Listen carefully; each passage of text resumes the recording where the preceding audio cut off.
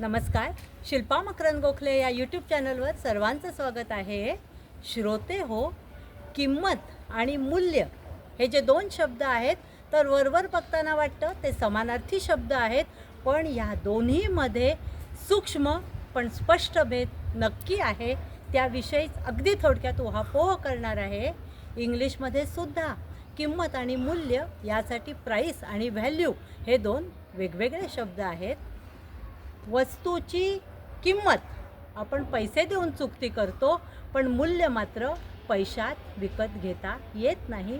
जगातल्या वेगवेगळ्या ठिकाणी वेगवेगळ्या वेळेला वस्तूंच्या किमती या कमी अधिक होत राहतात, पण मूल्य आहे तर ते मात्र जगभरामध्ये सर्वसाधारणपणे त्या मूल्य हे एकच असतं.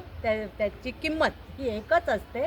असं म्हणते तेव्हा की बघा की आपण गाईचं व म्हशीचं दूध ही एक विशिष्ट किंमत देऊन पैसे मोजून आपण ते दूध विकत घेतो, पण आईचं दूध जगात कुठेही विकत मिळत नाही, कारण त्याचं मूल्य ठरवता येत नाही. ते अमूल्य आहे, अनमोल आहे, हेच खरं.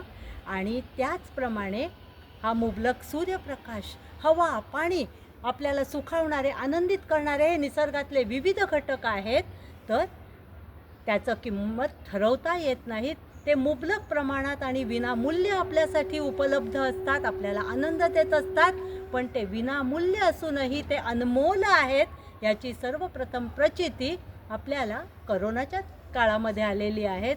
तर तेव्हा निसर्ग जपण्याचा प्रयत्न करूया. आणि जाता जाता एक वेगळा विचार मांडावासा वाटतो की जी नीतिमूल्य आहेत ती जपण्याचा, आपल्यात बिंबवण्याचा आपण जितका अधिक प्रयत्न करू त्या प्रमाणामध्ये जगात आपली किंमत म्हणजेच आपली पत ही वाढत जाते.